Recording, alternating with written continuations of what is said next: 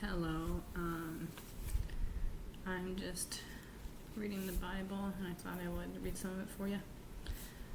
Matthew 13. Just 13? Yeah. It's the parable of the sower. The same day Jesus went out of the house and sat beside the sea, and great crowds gathered around him, so that he got into a boat and sat down.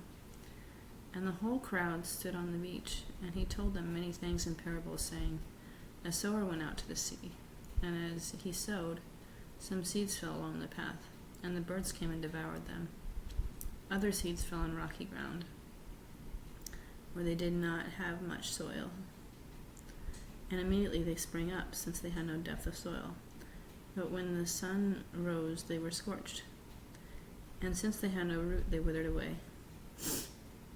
Other seeds fell among thorns, and the thorns grew up and choked them. Other seeds fell on good soil and produced grain, some 100-fold, some 60, some 30. He who has ears, let him hear.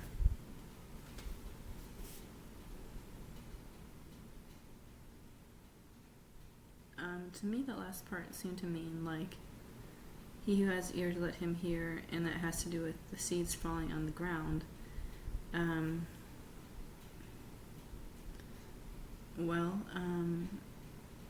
We kind of grow from where we're planted, but he who has ears, let him hear. I feel like it's referring to the previous passage somehow. Trying to say that if you have ears, I think it's about having a responsibility to use the gifts you have, or the grain you have, as is. But sorry, I thought that was mildly funny. Okay.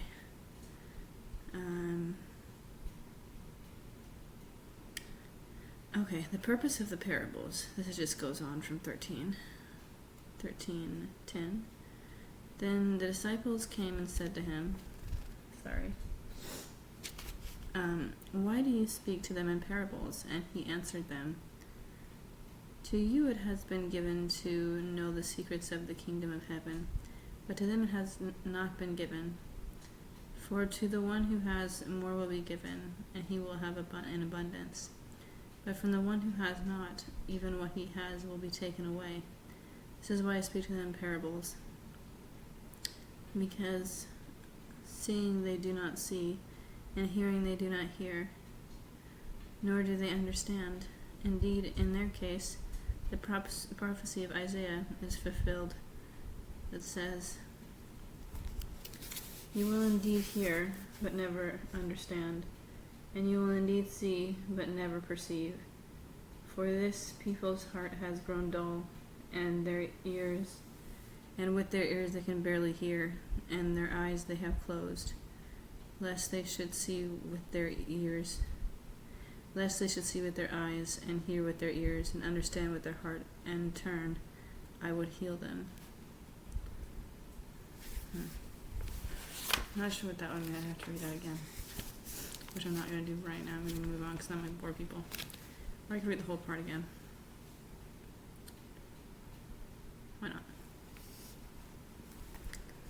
Okay. It says I can't see that well. Let me know if there's any. 1 second.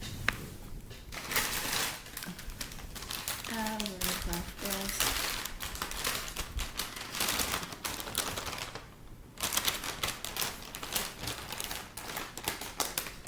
That's kind of ironic because there's an orange devil on my shirt. I would kind of think that maybe it was okay I was wearing this, but I don't know. God would think it's okay. I do kind of like the shirt. I don't like the color of it, but Powerpuff Girls was my favorite show growing up because it felt like it empowered me. Because the girls were kind of empowered to kick ASS in their in their lives by taking on their enemies. I don't know if that's a really godly thought, though. But that is what they did in Powerpuff Girls. So I don't know if God wants us to fight our enemies. He says to love our enemies. So I don't know if God really agrees with war. I don't know if I've read the Bible enough to know. I read it a lot growing up. A lot in the Old Testament. But I haven't really read that much of it as an adult. I have barely scraped by not knowing God or the Bible that well.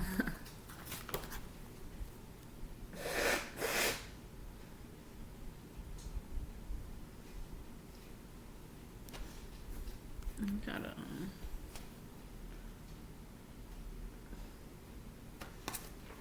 okay.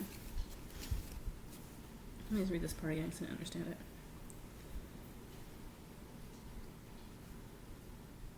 Then the disciples came and said to him, "Why do you speak to them in parables?" And he answered them, "To you it has been given to know the secrets of the kingdom of heaven, but to them it has not been given. For to the one who has, more will be given, and he will have an abundance. But from one who has not, even what he has will be taken away.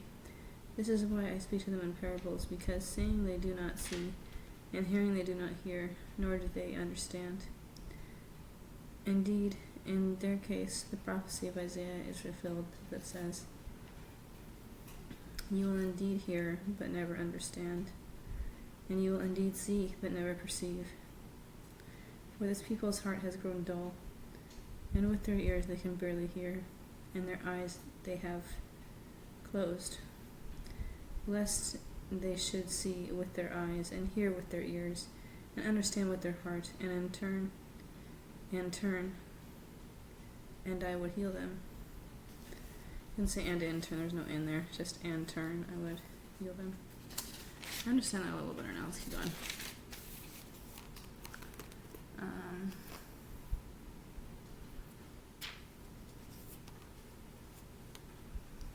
But blessed are your eyes, for they see, and your ears, for they hear. For truly I say unto you, I didn't say unto you there. For truly I say to you, many prophets and righteous people longed to see what you see, and did not see it, and to what you hear, and did not hear it. And to hear what you hear, and did not hear it. And the parable of the sower explained. Alright, here we go. Hear then the parable of the sower. When anyone hears the word of the kingdom and does not understand it, the evil one comes and snatches away what has been sown in his heart. This is what was sown along the path. As for what was sown on rocky ground, this is the one who hears the word and immediately receives it with joy. Yet he has no root in himself, but endures for a while. And when tribulation or persecution arises on account of the word, immediately he falls away. That would be me. That's what I did over the last year. Or two. I think I received God into my heart and a long time ago. I'd say it was 2019 or 2018, but I really haven't paid much attention to it. Makes me kind of sad. Okay, here we go. I'm going to go back a little bit. As for what was sown on rocky ground, this is the one who hears the word and immediately receives it with joy, yet has no root in himself, but endures for a while. And when tribulation or persecution arises on account of the word, immediately he falls away. As for what was sown among thorns, this is the one who hears the word, but the cares of the world and the deceitfulness of riches choke the word, and it proves unfruitful. As for what was sown on good soil, this is the one who hears the word and understands it. He indeed bears fruit and yields. Okay, I'm not really in the passage anymore. Okay, let's see here. Yet he has no root in himself, but endures for a while.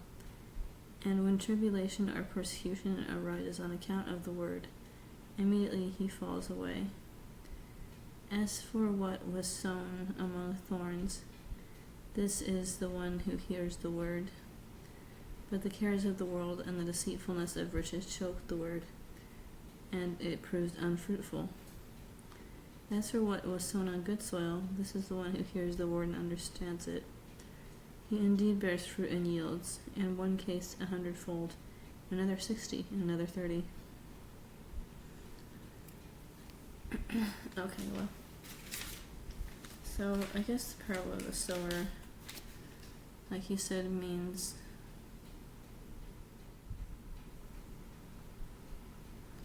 which is something like what I was guessing earlier. It has kind of a prolific meaning, where he's saying with all the different kinds of ground it can fall on, there's the different types of, a different amount to which these people know about God, or the circumstances in which they were in when they heard about God. So then the little faith they have is easily broken, and they're left with no faith, I would say, is what he's saying here. And he's saying the good soil, one who hears the word and understands it. So I guess I had an advantage because I grew up and went to Christian schools, although excuse me.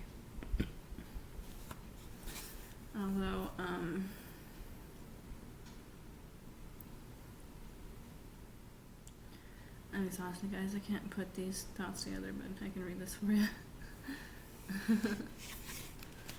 Okay, let's read the parable of the weeds.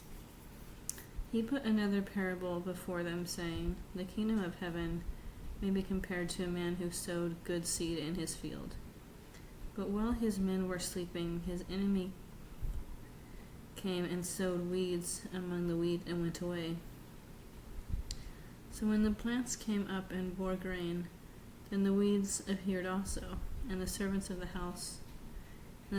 master of the house came and said to him, Master, did you not sow good seed in your field? And then does it have weeds? He said to them, an enemy has done this. So the servant said to him, then do you want us to go and gather them? But he said, no, lest in gathering the weeds you root up the wheat along with them. Let both grow together until the harvest.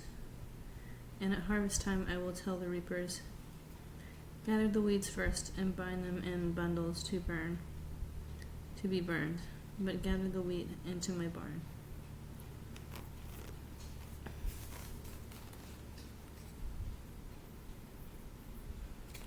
Okay, the mustard seed and the leaven. He put another parable before them, saying, the kingdom of heaven is like a grain of mustard seed that a man took and sowed in his field.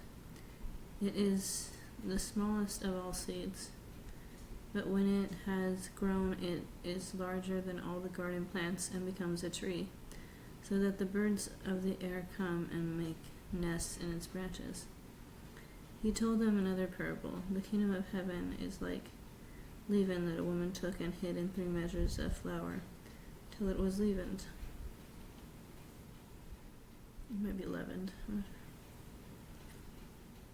All these things Jesus said to the crowds in parables. Indeed, he said nothing to them without a parable. This was to fulfill what was spoken by the prophet. I will open my mouth in the parables. I will open my mouth in parables. I will utter what has been hidden since the foundation of the world. There's one part up here I really liked.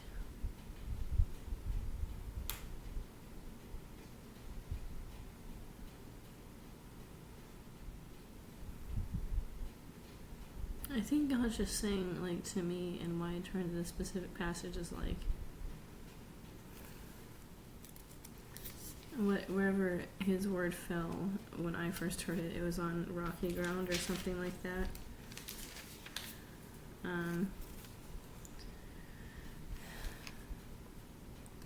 which means it grew quickly, but it also died quickly because it had no roots. So, yeah, I don't have much of a root in Christianity at all, that's for sure. Even though I went to Christian schools and I read the Bible in like 6th, 7th, 8th, 9th grade. Those were the only years of my life that I really read the Bible that much. I remember like kind of having a craving to read it other times. But I wouldn't do it. I would just let the Bible sit there because I thought my mom might say something disconcerting to me about the Bible if she saw me reading it.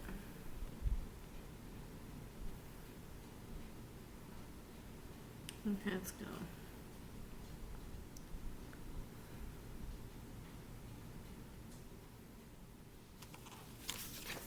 Let's stop.